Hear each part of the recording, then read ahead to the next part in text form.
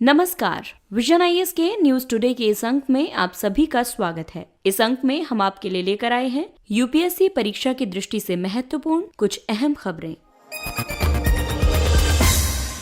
इस अंक की सबसे पहली खबर यूनिसेफ से संबंधित है। यूनिसेफ की रिपोर्ट के अनुसार कोविड-19 महामारी बाल विवाह के उन्मूलन की दिशा में हुई दशकीय प्रगति के समक्ष खतरा उत्पन्न कर सकती है। यूनिसेफ की रिपोर्ट कोविड-19 a threat to progress against child marriage के अनुसार पिछले 10 वर्षों में विश्व स्तर पर उन युवा महिलाओं के अनुपात में 15% की गिरावट आई है जिनका विवाह बाल्यावस्था में हुआ था। लेकिन वर्तमान में महामारी के कारण स्कूलों के बंद होने, आर्थिक तनाव, सेवा में व्यवधान, गर्भावस्था और माता पिता की मृत्यु के कारण इस दशक में 10 मिलियन से अधिक बाल विवाह होने की संभावना है। बाल वधुओं द्वारा घरेलू हिंसा का सामना करने की संभावना अधिक एवं स्कूलों में शिक्षा प्राप्त करने की संभावना कम होती है। इसके कारण प्रारंभिक गैर नियोजित गर्भावस्था और उसके दौरान मृत्यु का खतरा बढ़ जाता है। बाल विवाह के प्रमुख कारकों में सांस्कृतिक कारक, निर्धनता, शिक्षा का अभाव आदि शामिल है। भारत में बाल विवाह प्रतिषेध अधिनियम 2006 के तहत कम आयु में विवाह को वैध माना गया है, लेकिन ये शून्यकरणीय है। इसका अर्थ है कि कम आयु में विवाह तब तक वैध है जब तक कि विवाह में शामिल अवयस्क इसे वैध बनाए रखना चाहते हैं। कानून महिलाओं के लिए विवाह की न्यूनतम आयु 18 वर्ष और पुरुषों के लिए 21 वर्ष निर्धारित करता है। इसके अलावा संयुक्त राष्ट्र सतत विकास लक्ष्य के भाग के रूप में भारत वर्ष 2030 तक बाल विवाह के उन्मूलन के लिए प्रतिबद्ध है। अगली खबर कृषि एवं वानिकी से संबंधित है। रेशम क्षेत्र में कृषि वानिकी को बढ़ावा देने के लिए कृषि और किसान कल्याण मंत्रालय ने समझौता ज्ञापन पर हस्ताक्षर किए हैं। इस समझौता ज्ञापन पर केंद्रीय वस्त्र मंत्रालय के तहत केंद्रीय रेशम बोर्ड ने द्वितीय पक्ष के रूप में हस्ताक्षर किए हैं। ये समझौता कृषि वानिकी उपमिशन योजना के तहत रेशम क्षेत्र के लिए एक मॉडल संपन्न किया गया है। केंद्रीय रेशम बोर्ड भारत में रेशम उद्योग के विकास के लिए वस्त्र मंत्रालय के अधीन एक सांविधिक निकाय है। इस मॉडल के द्वारा किसानों को रेशम उत्पादन आधारित कृषि वानिकी मॉडल अपनाने के लिए प्रोत्साहित किया जा सकेगा। इसके अलावा अन्य लाभों की बात करें तो रेशम की कई किस्मों के उत्पादन का समर्थन करना, जिसके लिए भारत हमेशा से प्रसिद्ध रहा है, और रेशम के कीटों को पोषण प्रदान करने वाले पादपों जैसे शहतूत, आसन, अर्जुन, बड़ा केसरू, फाट आदि का संवर्धन हो सकेगा। आपको बता दें कि भारत विश्व में रेशम का दूसरा सबसे बड़ा उत्पादक है, जबकि चीन प्रथम स्थान पर है। भारत को 5 प्रकार के रेशम, जिसमें शहतूत, इरी, मूंगा, उष्णकटिबंधीय टसर और समशीतोष्ण टसर का उत्पादन करने वाले एकमात्र देश होने का गौरव प्राप्त है। रेशम उत्पादन मुख्य तौर पर एक ग्राम आधारित उद्योग है जो जनसंख्या के एक बड़े हिस्से को रोजगार के अवसर प्रदान करता है। शहतूत को छोड़कर रेशम की अन्य गैर शहतूत किस्मों में जंगली रेशम होते हैं, जिन्हें वन्य रेशम कहा जाता है। भारत को रेशम की इन सभी वाणिज्यिक किस्मों के उत्पादन का विशिष्ट गौरव प्राप्त है। सरकार ने भी रेशम उत्पादन को बढ़ावा देने के लिए कई उपाय किए हैं, जैसे रेशम उद्योग के विकास के लिए एकीकृत योजना, पूर्वोत्तर क्षेत्र वस्त्र संवर्धन योजना, सिल्क समग्र योजना।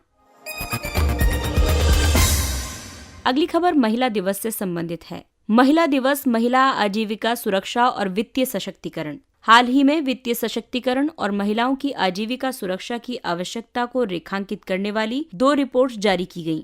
संयुक्त राष्ट्र विकास कार्यक्रम यूएनडीपी और यूएन विमेन द्वारा कोविड-19 global gender response tracker report जारी की गई। इसके मुताबिक पुरुषों की तुलना में 25% महिलाओं के अत्यधिक निर्धनता से ग्रसित होने की संभावना है। इसके अलावा महिलाओं की आर्थिक आवश्यकताओं को संबोधित करने वाली नीतियां केवल 10% देशों और क्षेत्रों में विद्यमान हैं। महामारी के दौरान महिलाओं को आजीविका सुरक्षा प्रदान करना यूएनडीपी द्वारा टेम्पररी बेसिक इनकम और road to gender equality report भी जारी की गई। इसके मुताबिक एक वर्ष में महिलाओं द्वारा निष्पादित अवैतनिक कार्य का मूल्य लगभग 11 ट्रिलियन अमेरिकी डॉलर होता है। वैतनिक और अवैतनिक दोनों प्रकार के कार्यों पर पुरुषों की तुलना में महिलाएं प्रतिदिन औसतन 4 घंटे अधिक व्यय करती हैं। सामाजिक सुरक्षा योजनाओं तक महिलाओं की पहुंच सुनिश्चित करने के लिए त्वरित कार्यवाही की आवश्यकता है। विकासशील देशों में निर्धन महिलाओं के लिए एक अस्थायी बुनियादी आय लाखों महिलाओं को महामारी से निपटने में मदद करती है। भारत में वित्त मंत्रालय ने पिछले 7 वर्षों में कई योजनाएं आरंभ की हैं। इनमें महिलाओं के सशक्तिकरण के लिए विशेष प्रावधान किए गए हैं। इसमें शामिल प्रमुख योजनाएं हैं स्टैंड अप इंडिया योजना, प्रधानमंत्री जनधन योजना और मुद्रा योजना। अगली खबर अंतर्राष्ट्रीय संबंधों पर आधारित है। चीन ने ब्रह्मपुत्र नदी पर प्रथम अनुप्रवाह बांध यानी डाउन स्ट्रीम डैम्स को स्वीकृति प्रदान की है। चीन की नई पंचवर्षीय योजना, जो कि वर्ष 2021 से 2025 तक है, इसके प्रारूप में ब्रह्मपुत्र नदी के अनुप्रवाह क्षेत्र, जिसे तिब्बत में यारलुंग सांगपो नदी कहा जाता है, इसमें प्रथम बांध के निर्माण की अनुमति प्रदान की गई है। अरुणाचल प्रदेश से जुड़ी सीमा में अवस्थिति और निचले क्षेत्रों में संभावित प्रभाव के कारण ये बांध नवीन चिंताएं उत्पन्न कर सकते हैं। इससे पहले वर्ष 2015 में चीन ने तिब्बत के जांगुमू में अपनी प्रथम जल विद्युत परियोजना का संचालन आरंभ किया था, जबकि नदी के ऊपरी और मध्य विस्तार पर स्थित डागू, जिएक्सू और जियाचा में 3 अन्य बांध विकसित किए जा रहे हैं। भारत ने ऊपरी और मध्य विस्तार पर 4 नियोजित बांधों को लेकर चीन के समक्ष चिंता व्यक्त की है। चीन की बांध कूटनीति से संबंधित अन्य भी कई मुद्दे हैं। चीन अपने बांधों के निर्माण को लेकर स्पष्टवादी नहीं है। वो अपनी परियोजनाओं या दीर्घकालिक योजनाओं, जिसमें विशेषकर पारिस्थितिक प्रभाव उत्पन्न करने वाली योजनाएं हैं, इनके बारे में कोई सूचना नहीं प्रदान करता है। भारत के लिए चिंता का विषय ये भी है कि चीन जल संसाधनों के स्वरूप में परिवर्तन कर सकता है और सूखे के मौसम के दौरान भारत को संभावित रूप से जलापूर्ति से वंचित कर सकता है। इसके अलावा चीन मानसून के दौरान अतिरिक्त जल को छोड़कर पहले से बाढ़ग्रस्त ब्रह्मपुत्र को जल प्लावित कर सकता है। वर्तमान में भारत और चीन के बीच कोई जल सहयोग संधि विद्यमान नहीं है। हालांकि उन्होंने जल विज्ञान संबंधी डेटा को साझा करने के लिए वर्ष 2002 में एक समझौता ज्ञापन पर हस्ताक्षर किए थे और इस ज्ञापन को वर्ष 2013 में विस्तारित किया गया था। अगली खबर पारिस्थितिकी से संबंधित है। तटीय क्षेत्र प्रबंधन योजना CZMP के प्रारूप ने गोवा में नए विवाद को जन्म दिया। स्थानीय लोगों, पर्यावरणविदों और राजनीतिक दलों द्वारा समुद्र पुलिन क्षेत्रों की रीजोनिंग यानी नव विकास अधिसूचित करने और अवैध निर्माण के अनुरूप करने के लिए CZMP के प्रारूप की आलोचना की जा रही है। इस प्रारूप को national centre for sustainable coastal management NCSCM Chennai द्वारा तैयार किया गया है।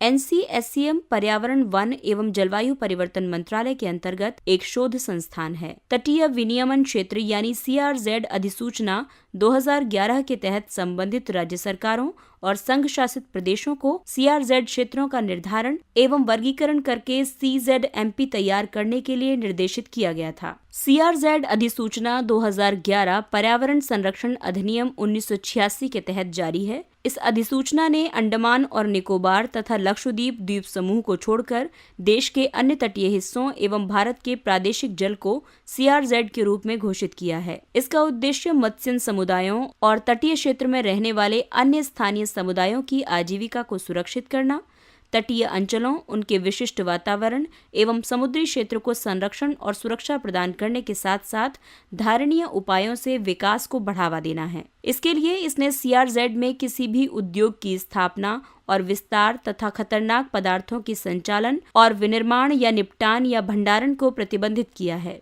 वर्ष 2018 में CRZ अधिसूचना को तटीय क्षेत्रों में गतिविधियों में वृद्धि करने के लिए संशोधित किया गया था, ताकि तटीय क्षेत्रों के संरक्षण सिद्धांतों का सम्मान करते हुए आर्थिक विकास को प्रोत्साहन मिलता रहे। आइए अब नजर डालते हैं कुछ संक्षिप्त किंतु महत्वपूर्ण खबरों पर। परिप्रेक्ष्य यानी रेफरेंडम। हाल ही में स्विट्जरलैंड में एक प्रकार का जनमत संग्रह किया गया। इस रेफरेंडम में लगभग सभी सार्वजनिक स्थानों पर नकाब और बुर्के सहित पूरे चेहरे को ढकने पर प्रतिबंध लगाने के पक्ष में मतदान किया गया। रेफरेंडम एक ऐसे एकल राजनीतिक प्रश्न पर मतदाताओं द्वारा सामान्य मतदान के लिए प्रत्यक्ष लोकतंत्र का एक साधन है, जो उन्हें प्रत्यक्ष निर्णय लेने के लिए संदर्भित किया गया है। प्रत्यक्ष लोकतंत्र के अन्य साधन हैं प्रत्यावर्तन, जिसे रिकॉल या वापस बुलाना कहा जाएगा। इसमें मतदाताओं द्वारा कार्यकाल की समाप्ति से पहले एक प्रतिनिधि या एक अधिकारी को हटाने के लिए मतदान किया जाता है। दूसरा है इनिशिएटिव, जिसमें अधिनियम बनाने के लिए विधायिका को एक विधेयक प्रस्तुत करना होता है। तीसरा है जनमत संग्रह यानी प्लेबिसाइट। इसमें किसी भी सार्वजनिक महत्व के मुद्दे पर लोगों का मत प्राप्त किया जाता है। प्रधानमंत्री भारतीय जन औषधि परियोजना। हाल ही में प्रधानमंत्री ने शिलांग में 7500वें जन औषधि केंद्र को राष्ट्र को समर्पित किया। वर्ष 2008 में रसायन और उर्वरक मंत्रालय के औषध विभाग द्वारा जन औषधि योजना आरंभ की गई थी। वर्ष 2015 में इसे पीएम बीजेपी के रूप में पुनर्गठित किया गया था। इसका उद्देश्य जन औषधि मेडिकल स्टोर नामक विशिष्ट आउटलेट्स के माध्यम से विशेष रूप से निर्धनों और वंचितों के लिए सस्ती कीमतों पर गुणवत्तापूर्ण दवाएं उपलब्ध कराना है, ताकि स्वास्थ्य देखभाल पर उनके व्यय में कटौती की जा सके। इसे bureau of pharma public sector undertakings of India BPPI द्वारा लागू किया जा रहा है। दूषित स्थलों पर CPCB की रिपोर्ट के अनुसार भारत में विषाक्त और खतरनाक पदार्थों से दूषित 112 स्थल हैं। इनमें से सर्वाधिक स्थल ओडिशा में हैं। केंद्रीय प्रदूषण नियंत्रण बोर्ड CPCB का गठन जल प्रदूषण निवारण तथा नियंत्रण अधिनियम 1974 के तहत वन, पर्यावरण और जलवायु परिवर्तन मंत्रालय के तत्वावधान में किया गया था। इसे वायु प्रदूषण निवारण और नियंत्रण अधिनियम 1981 के तहत शक्तियां और कार्य सौंपे गए हैं। ये पर्यावरण संरक्षण अधिनियम 1986 के अंतर्गत वन, पर्यावरण और जलवायु परिवर्तन मंत्रालय को तकनीकी सेवाएं प्रदान करता है। Olive Ridley turtle ORT। Odisha उच्च न्यायालय ने गहिरमाथा समुद्री अभयारण्य में ओलिव रिडले टर्टल के संरक्षण के लिए किए गए उपायों का आकलन करने के लिए एक पैनल का गठन किया है। गहिरमाथा समुद्री अभयारण्य ओडिशा का एकमात्र समुद्री अभयारण्य है और ये भितरकनिका राष्ट्रीय उद्यान के निकटवर्ती क्षेत्र में स्थित है। ये उत्तर में धामरा नदी के मुहाने से लेकर दक्षिण में ब्राह्मणी नदी के तट तक विस्तारित है। ऑलिव रिडले टर्टल प्रशांत, अटलांटिक और हिंद महासागर के उष्ण जल में पाए जाते हैं। कैंप्स रिडले टर्टल के साथ ये कछुए व्यापक पैमाने पर नेस्टिंग के लिए जाने जाते हैं, जिन्हें अरीबडे कहा जाता है। IUCN की सूची में इन्हें वल्नरेबल का दर्जा प्राप्त है। सत्र 16वीं शताब्दी के नव वैष्णववादी सुधार आंदोलन के हिस्से के रूप में सृजित की गई मठवासी संस्थाएं हैं। ये असम में संत श्री मंत शंकर देव द्वारा आरंभ की गई थी। वर्तमान में संपूर्ण असम में लगभग 900 सत्र हैं, जो संगीत, बोरगीत, नृत्य सत्रिया और नाट्य भुआना के साथ शंकरदेव के विशिष्ट कला के माध्यम से आराधना के दृष्टिकोण का प्रचार करते हैं। शंकरदेव ने भक्ति के नए प्रारूप का प्रचार किया, जिसे एका शरण नाम धर्म कहा जाता है। उन्होंने समानता और बंधुत्व पर आधारित एक समाज का समर्थन किया, जो जातिगत मतभेदों, रूढ़िवादी ब्राह्मणवादी रिवाजों और कर्मकांडों से मुक्त हैं। उनकी शिक्षाएं मूर्ति पूजा की बजाय प्रार्थना और जप पर केंद्रित है। आइए अब बात करते हैं सुर्खियों में रहे स्थानों के बारे में। सेनकाकू या दियाओउ द्वीप समूह। ये द्वीप समूह चीन और जापान के क्षेत्रीय विवादों के मुद्दे रहे हैं। नई रिपोर्ट के अनुसार इस क्षेत्र में चीनी गतिविधियों में वृद्धि हुई है। मोंगला पत्तन, ये बांग्लादेश में है।